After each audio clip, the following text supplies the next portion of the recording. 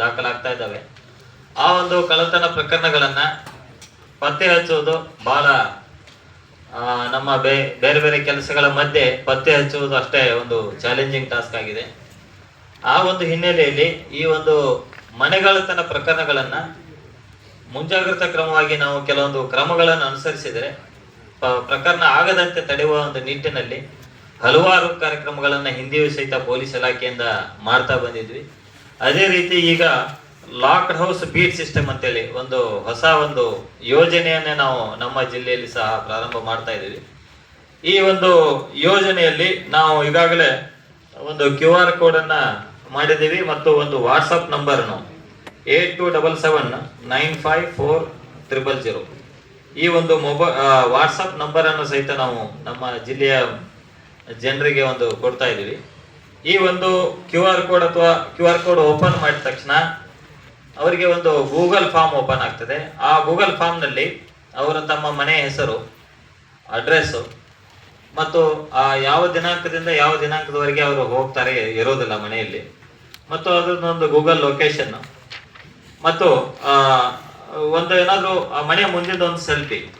So ಇಷ್ಟು ಮಾಹಿತಿಯನ್ನ ನಮಗೆ ಕಳಿಸಿದ್ರೆ ನಾವು ಆ ಒಂದು ಮನೆಗಳಿಗೆ ನಮ್ಮ ಪೊಲೀಸ್ ಕಡೆಯಿಂದ ನೈಟ್ ಬೀಟ್ನವ್ರ ಕಡೆಯಿಂದ ವಾಚ್ ಮಾಡಿಸಿ ಅಲ್ಲಿ ಒಂದು ಮನೆಗಳ್ಳತನ ಆಗದ ರೀತಿಯಲ್ಲಿ ಒಂದು ತಡೆಯುವ ಒಂದು ಕೆಲಸ ನಾವು ಮಾಡ್ತೀವಿ. ಅದ್ರ ಜೊತೆಗೆ ಅಲ್ಲಿ ಯಾರಾದ್ರೂ ಒಂದ್ ವೇಳೆ ಕಳ್ಳತನಕ್ಕೆ ಬಂದ್ರೆ ಅವ್ರನ್ನ ರೆಡ್ ಹ್ಯಾಂಡ್ ಆಗಿ ನಾವು ಹಿಡಿಯುವ ಒಂದು ಕೆಲಸನೂ ಸಹಿತ ಆಗ್ತದೆ ಅನ್ನೋ ಒಂದು ದೃಷ್ಟಿಯಿಂದ ಈ ಒಂದು ಉಪಕ್ರಮವನ್ನ ನಾವು ಪ್ರಾರಂಭ ಮಾಡಿದೀವಿ. ಇದರಲ್ಲಿ ಬಹಳ ಈಸಿಯಾಗಿ ಅವ್ರಿಗೆ ಒಂದು ಗೂಗಲ್ ಫಾರ್ಮ್ ಓಪನ್ ಆಗ್ತದೆ. ಲಿಂಕ್ ಓಪನ್ ಮಾಡ್ತಾ ಇದ್ದಂಗೆ ಅದರಲ್ಲಿ ಅವರ ಹೆಸರು, ಮೊಬೈಲ್ ಸಂಖ್ಯೆ, ಮನೆಯ ವಿಳಾಸ, ಪೊಲೀಸ್ ಠಾಣೆ ಅವ್ರಿಗೆ ಗೊತ್ತಿದ್ರೆ ಹಾಕ್ಬೋದು ಅಥವಾ ಹಾಕ್ತಾ ಇದ್ರು ಓಕೆ, ಹೊರಡುವ ದಿನಾಂಕ ಮತ್ತು ಮರಳುವ ದಿನಾಂಕ ಜಸ್ಟ್ ಕ್ಲಿಕ್ ಮಾಡಿದ್ರೆ ಗೊತ್ತಾಗ್ತದೆ. CCTV ಏನಾದ್ರು ಇದೆಯಾ ಇಲ್ಲ ಅಂತೇಳಿ ಒಂದು ಜಸ್ಟ್ ಮಾಹಿತಿ ಕೇಳಿದ್ವಿ. ಅದಾದ್ಮೇಲೆ ಅವರು ಮ್ಯಾಪ್ ಹೋಗಲಿಕ್ಕೆ ಒಂದು ಗೂಗಲ್ ಮ್ಯಾಪ್ಸ್ ಅನ್ನು ಸಹಿತ ಕೊಟ್ಟಿದ್ದೀವಿ. ಅದರ ಮುಖಾಂತರ ಅವರು ಅಪ್ಲೋಡ್ ಮಾಡ್ಬೋದು.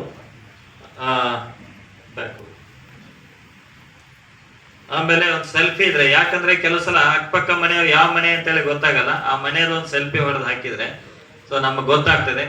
ಈ ಒಂದು ಯೋಜನೆ ಮುಖಾಂತರ ನಮ್ಮ ಆ ಒಂದು ಬೀಚ್ ನಲ್ಲಿ ಯಾರು ಸಿಬ್ಬಂದಿ ಇರ್ತಾರೆ ಪದೇ ಪದೇ ಅಲ್ಲಿ ಒಂದು ಹೋಗಿ ವಿಸಿಟ್ ಮಾಡುವ ಒಂದು ಕೆಲಸ ಆಗ್ತದೆ. ಮತ್ತೆ ಇದು ಮಿಸ್ಯೂಸ್ ಆಗದ ರೀತಿಯಲ್ಲಿ ಸಹಿತ ನಾವು ಯಾವುದೇ ಕಾರಣಕ್ಕೂ ಆ ಮನೆ ಹೋಗಿದ್ದಾರೆ ಅಂತೇಳಿ ಆ ಒಂದು ಮಾಹಿತಿ ಮಿಸ್ಯೂಸ್ ಆಗಬಾರ್ದು.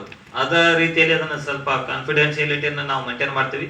ನಮ್ಮ ಕಂಟ್ರೋಲ್ ರೂಮ್ ನಲ್ಲಿ ಒಂದು ಸಪರೇಟ್ ಸೆಲ್ ಅನ್ನ ಸೆಟಪ್ ಮಾಡಿದೀವಿ.